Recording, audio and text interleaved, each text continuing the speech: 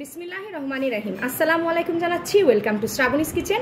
দর্শক, আমি আজকে আপনাদেরকে একদম ঝটপট কিভাবে চটপটি তৈরি করতে হয় সেটা দেখিয়ে দিব। তো চলুন দেখে আসি আমরা চটপটি তৈরি রেসিপিটি। চটপটি তৈরি করার জন্য প্রথমে আমরা ডালটা কি করেছি সেটা আপনাদেরকে একটু দেখিয়ে দিচ্ছি। এখানে আমরা আমাদের যেই চটপটি ডাল বা ডাবলি বুট যেটাকে বলি সেটাকে আমরা সারা রাত ভিজিয়ে রেখেছিলাম। ভিজিয়ে রাখার পরে পরিমাণ মতো পানি দিয়ে তার সাথে একটু খাবার সোডা আর একটু লবণ দিয়ে এরকম পাতলা পাতলা করে সিদ্ধ করে নিয়েছি। আর এখানে কিন্তু উপর দিয়ে আমাদের যেই খোসাগুলো ভেসে উঠেছিল খোসাগুলো ফেলে দিয়েছি আর ডালগুলো এরকম একটু আস্তে আস্তে রেখেছি। তো এই হচ্ছে আমাদের করা। এইভাবেই আমরা এই চটপটির এটাকে প্রিপারেশন করে নিয়েছি। এটা আর কিচ্ছু না, খুবই ইজি প্রসেস।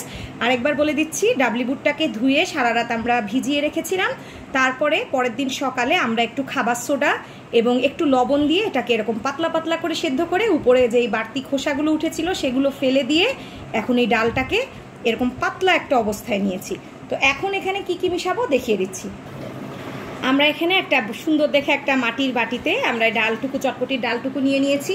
এবার যেটা করব সেটা হচ্ছে, এটা আপনারা চুলায় থাকা অবস্থাতেও করতে পারেন, বাট আমি চুলা থেকে নামিয়ে করছি কারণ আমি চাচ্ছি না যে আমাদের এই আলু সিদ্ধটা একদম ঘেটে যাক। এটা আর কিছুই না, এটা জাস্ট আলু সিদ্ধ করে আমরা এরকম আধা ভাঙা করে নিয়েছি। আপনারা চাইলে যখন ডালটা ফুটতে থাকবে লাস্টের দিকে তখনও আলুটা দিতে পারেন। তো আমরা এখান থেকে খানিকটা আলু দিয়ে দিচ্ছি। এত লাগবে না কারণ আমাদের চটপটি মানে পরিমাণটা খুব বেশি নাই। তো দিয়ে দিলাম আমি এখানে আলুটা দেওয়ার পরে হালকা হাতে একটু নেড়ে দিব। এই জন্যই আমি চুলাতে দেইনি, যাতে একদম ঘেটে না যায়। আর ডালটা কিন্তু অবশ্যই চেক করে নেবেন এই পর্যায়ে। আপনাদের কাছে যদি লবণ কম বেশি মনে হয় আপনারা লবণ অ্যাড করতে পারেন। এরপরে আমরা আমাদের যাবতীয় মশলাগুলো দিব। প্রথমেই দিয়ে দিব সেটা হচ্ছে আমাদের চটপটির মশলা। চটপটির মশলা আমি এখানে রেডিমেডটা ইউজ করেছি, প্যাকেটে যেটা পাওয়া যায়। এটা দিয়ে দিচ্ছি পরিমাণ মতো 1 চা চামচ, আর একটু দিব। যদি আপনাদের কাছে টেস্ট করে মনে হয় লাগবে তখন আর একটু দিতে পারেন, আমি বেশি একটা দিলাম না। এবার দিয়ে দিব আমরা এখানে জিরা গুঁড়াও 1 চা চামচ দিয়ে দিব। জিরা গুঁড়ার টেস্টটা খুব ভালো লাগে চটপটিতে। আর দিয়ে দিব খানিকটা এখানে বিট লবণ। এটা আপনারা অবশ্যই চেক করে দিবেন। আমি অল্প করেই প্রথমে দিচ্ছি, তারপরে আমি চেক করে দেখব।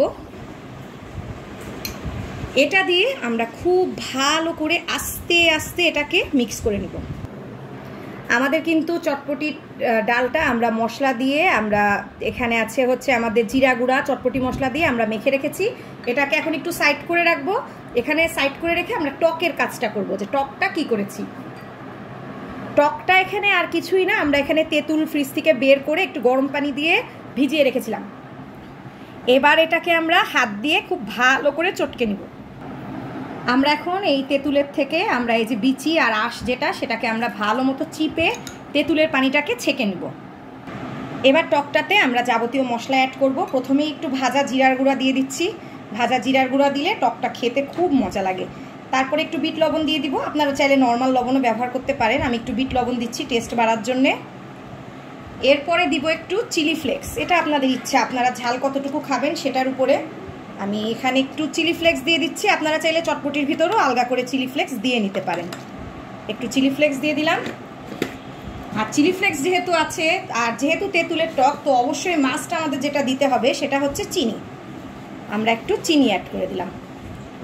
হয়ে গেল আমাদের টক। এটাকে এখন ভালো করে মিশিয়ে নিলেই কিন্তু আমাদের টকটা রেডি। আর আমি একটু পাতলাই রেখেছি কারণ চটপটির টকটা কিন্তু একটু পাতলাই থাকে।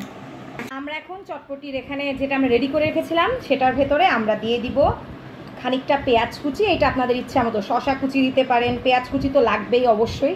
আমরা অল্প করে পেঁয়াজ কুচি দিয়ে দিচ্ছি। একটু কাঁচামরিচ কুচি দিয়ে দিব। একটু কাঁচামরিচ কুচি দিয়ে দিলাম, অল্পই দিলাম কারণ যেহেতু বাচ্চারা খাবে। আর দিয়ে দিব হচ্ছে একটু ধনে পাতা কুচি।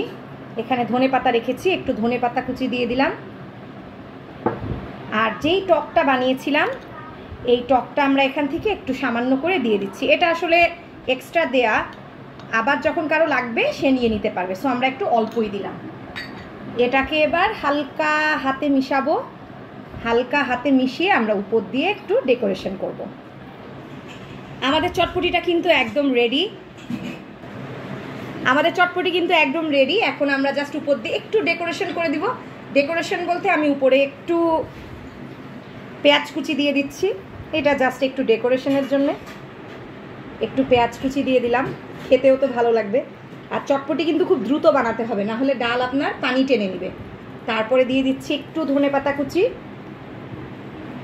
অল্প করে, সব অল্প করে, যেহেতু ভেতরে দেয়া আছে। আর এরপরে হচ্ছে চটপটির আসল মজা, সেটা হচ্ছে সিদ্ধ ডিম ঝুরি। সিদ্ধ ডিম ঝুরিটাই হচ্ছে আমাদের চটপটির আসল মজা।